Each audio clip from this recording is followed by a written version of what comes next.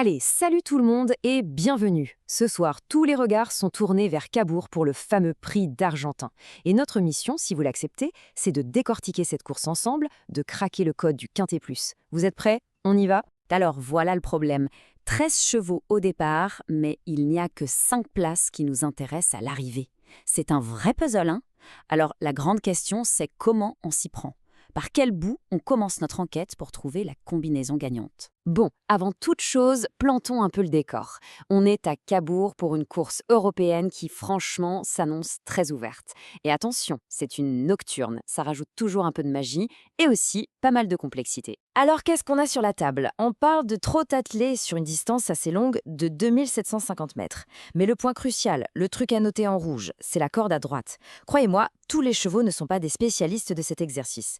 C'est vraiment un premier indice fondamental pour notre analyse. Et juste un petit rappel, pour être sûr qu'on soit tous sur la même page, le Quintet Plus, notre objectif, c'est simple. Trouver les 5 premiers chevaux. C'est la mission de notre petite enquête du soir.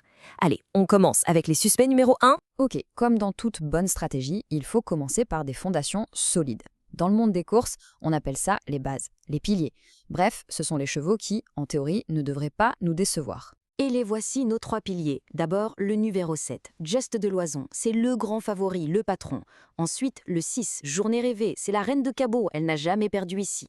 Et pour finir, le 8, Jet Express, qu'on pourrait appeler le métronome, il est d'une régularité exemplaire. Voilà, ça, c'est notre socle. Écoutez bien ça, notre expert, le sniper du Quintet, le dit lui-même. La base absolument incontournable. Quand on vous dit ça, le message est on ne peut plus clair. L'ignorer, ce serait vraiment une erreur. D'ailleurs, il est dans 100% des pronostics. Et si vous vous demandez encore pourquoi tout se foin autour de lui, regardez ce chiffre. 13 victoires en 22 courses. Le ratio est juste dingue. Ça veut dire qu'il gagne plus d'une fois sur 2. Ce cheval-là, il sait ce que c'est que de passer le poteau en tête. Bon, on a nos bases solides. Mais le Quintet, ce n'est pas qu'une histoire de favoris, loin de là. Maintenant, passons aux agitateurs, ceux qui sont là pour mettre un peu le bazar. C'est eux qui peuvent faire grimper les gars, et c'est ça qui est intéressant. Alors, on a qui dans cette catégorie? On a 3 profils super intéressants. Le 5, Dragoski, c'est le revanchard. Il a vraiment pas eu de chance la dernière fois, ici même. Il a une revanche à prendre.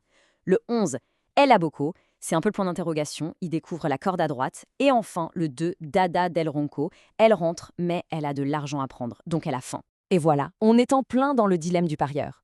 D'un côté, la sécurité absolue, avec Just de Loison, c'est le choix de la raison. Et de l'autre, le risque total, un cheval comme Gasoline, le plus riche au départ, mais qui n'a rien montré de bon cette année. Alors, on choisit la tête ou l'instinct? Et puisqu'on parle de risque, on arrive à ma catégorie préférée, la plus excitante, les tocards. Là, on ne parle plus de paris, on parle de coup de poker. C'est le ticket qui peut transformer quelques euros en un gain mémorable. Qui sont nos joueurs de poker ce soir? On retrouve notre ami Gassolane, le 13, que l'expert appelle le tocard de folie. Le nom dit tout. On a aussi le 1, Jaldodoc, c'est le moins riche, mais ça ne veut pas dire qu'il n'a pas de talent. Et le 12, Ikuro Giel, qui a un bon engagement et qui pourrait créer la surprise. Attention, petit détail technique qui a une importance capitale. Vous voyez, plusieurs de ces chevaux, comme Gasoline, Jaldodoc ou Dada Del Romco, vont courir pieds nus. Ça veut dire sans leur fer. C'est un peu comme si un athlète mettait ses pointes pour la finale olympique. C'est un signal très fort que l'entraîneur vise la victoire ce jour-là. Un indice à ne jamais, jamais ignorer. Bon, on a les favoris, les agitateurs, les coups de poker. Maintenant, la grande question, qu'est-ce qu'on fait avec tout ça? Il est temps de rassembler les pièces du puzzle.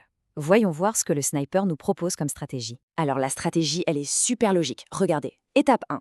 On construit sur du béton armé, notre trio de favoris, le 7, le 6 et le 8. Étape 2. On ajoute de la valeur, on sécurise les places avec nos outsiders qui ont faim, le 5 et le 11. Et enfin, étape 3, pour les plus joueurs d'entre vous, on ajoute le grain de folie, le coup de poker avec le numéro 13, Gasoline. Et voilà, le plan de bataille est sur la table. Des chevaux les plus sûrs aux paris les plus fous. L'analyse est faite, les profils sont clairs. Mais maintenant, les cartes sont entre vos mains. La vraie question, la plus importante, c'est, vous, quel sera votre pari? Faites vos jeux.